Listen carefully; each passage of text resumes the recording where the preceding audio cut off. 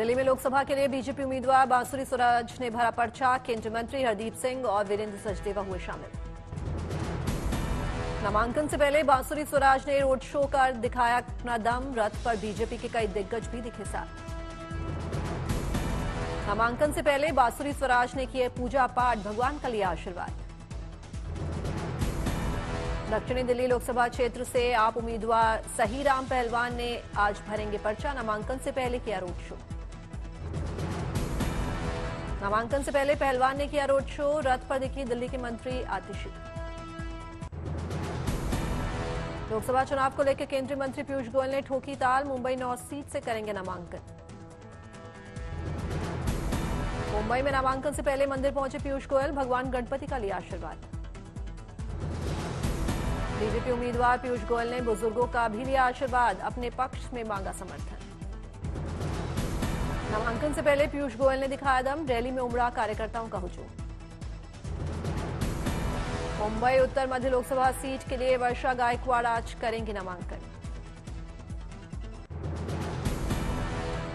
महाराष्ट्र के माढ़ा में पीएम मोदी ने की रैली। बीजेपी के पक्ष में मांगा समर्थन। पीएम मोदी ने कांग्रेस पर साधा निशाना। कहा 15 साल पहले कांग्रेस के एक नेता ने यहां शपथ लेकर कहा था सूखे से निजात दिलाने का किया था वादा। इसकी वादा खिलाफी के विरुद्ध अब उन्हें दंड देने का समय। पीएम मोदी ने राहुल के एक्सरे और पित्रोदा के विरासत टैक्स वाले बयान का किया जिक्र। कहा कांग्रेस खंगाली की आपका लॉकर। पीएम मोदी का कांग्रेस परिवार। कहा कांग्रेस राज में आपकी विरासत पर नहीं होगा आपके बच्चों। कहा कांग्रेस छीन लेगी आपकी जमीन और आपका घर। कांग्रेस के नेता, कांग्रेस के साहबजादे गली गली में घूम करके कह रहे हैं कि उनको मौका मिलेगा तो वो आपका एक्सरे निकालेंगे। पीएम मोदी ने राम मंदिर पर बयान देने वालों पर भी साधा निशाना। कहा कांग्रेस कहती है राम मंदिर बना तो आग लग जाएगी। राम मंदिर बना, कहीं आग लगी क्या? फिर एक बार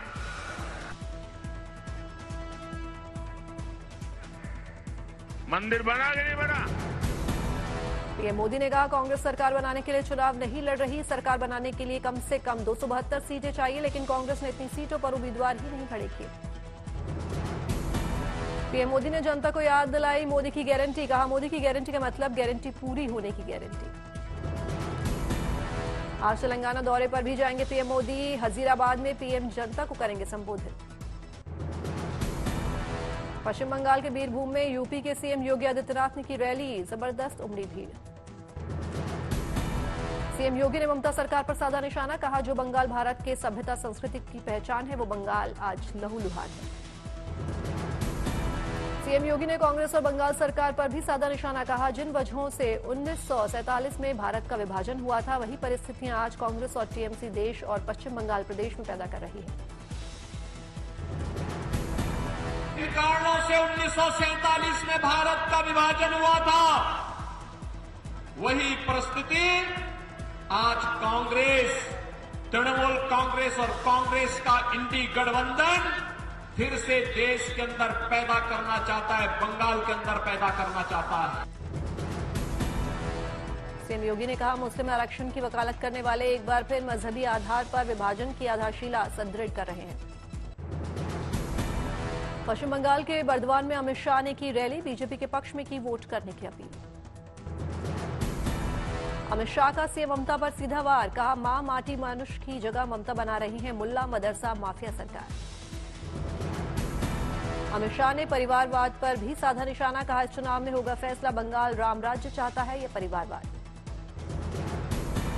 अमित शाह ने कहा ममता ईडी और सीबीआई छापे को मुद्दा बनाती है, लेकिन सच्चाई ये है कि टीएमसी के मंत्रियों के आवास से छापे बरामद पैसे में मंच भरा जा सकता है। अमित शाह का ममता पर आरोप। कहा सिर्फ तुष्टीकरण के लिए एक महिला सीएम ने संदेश खाली में महिलाओं पर अत्याचार होने दिया। गुवाहाटी में अमित शाह ने की प्रेस कॉन्फ्रेंस। कहा हम तेजी से 400 पार के लक्ष्य की ओर बढ़ रहे हैं। अब तक हुए 2 चरणों के चुनाव में 100 से ज्यादा सीटें जीतने का किया दावा। इस 2 चरण में हमारे पार्टी का जो इंटरनल असेसमेंट है इसके हिसाब से भारतीय जनता पार्टी और हमारे साथी दल मिलकर 100 के बहुत ज्यादा आगे हम निकल चुके हैं। अमित शाह ने कांग्रेस पर साधा निशाना, कहा SC, ST, OBC के आरक्षण में कांग्रेस ने डाका डाला। आंध्र प्रदेश में OBC कोटे में मुस्लिम आरक्षण की पहल की थी। संविधान और आरक्षण को लेकर बोले अमित शाह, कांग्रेस बीजेपी पर संविधान संशोधन और आरक्षण खत्म करने का लगा रही है आरोप। बीजेपी आरक्षण की है समर्थक, धर्म आधारित आरक्षण के है विरोधी। Bharatiya Janata party ST, SC, OBC के आरक्षण की समर्थक है और हमेशा इसके संरक्षक के रूप में अपनी भूमिका निभाएगी।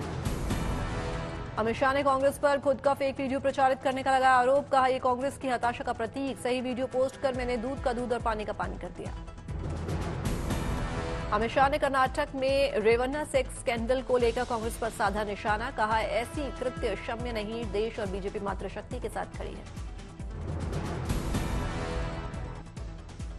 सर्कुलरेट कर फर्जी टाइप का जन समर्थन प्राप्त करने का एक प्रयास एक बहुत निंदनीय है और भारतीय राजनीति में किसी प्रमुख दल के द्वारा कभी ऐसा नहीं किया गया। अमित शाह ने राहुल गांधी के अमेठी और प्रियंका के रायबरेली से चुनाव लड़ने पर बने सस्पेंस पर ली चुटकी, कहा दोनों नहीं लड़ेंगे। बोले अमेठी के हार के बाद अब राहुल में फिर वहां से चुनाव लड़ने का दम नहीं। अमित शाह ने कहा बीजेपी 400 पार सीटें देश को आगे ले जाने के लिए मांग रही है, कांग्रेस की तरह आपातकाल लगाने के लिए नहीं। अमेठी और रायबरेली सीट से जल्द हो सकता है उम्मीदवार का ऐलान। सूत्रों की माने तो अमेठी से राहुल गांधी और रायबरेली से प्रियंका गांधी हो सकती है उम्मीदवार। अमेठी और रायबरेली सीट को लेकर बोले यूपी के डिप्टी सीएम ब्रजेश पाठक, कहा अमेठी रायबरेली मैनपुरी से बीजेपी जीतेगी, ये लोग डिरेल हो चुके हैं। अमेठी, रायबरेली, मैनपुरी सहित सभी 80 सीटों पर बीजेपी प्रचंड बहुमत के साथ आ रही है। विपक्ष पूरी तरह से दिग्भ्रमित है, डिरेल्ड है, कोई नीति और एजेंडा नहीं है। अमेठी और रायबरेली सीट को लेकर डिप्टी सीएम केशव प्रसाद मौर्य ने कांग्रेस पर साधा निशाना, कहा इनका राजनीतिक भविष्य खतरे में है। हम 400 पार जाएंगे और एक बार फिर मोदी सरकार आएगी। ऐसे दलों और उन दलों के नेताओं का राजनीतिक भविष्य खतरे में है।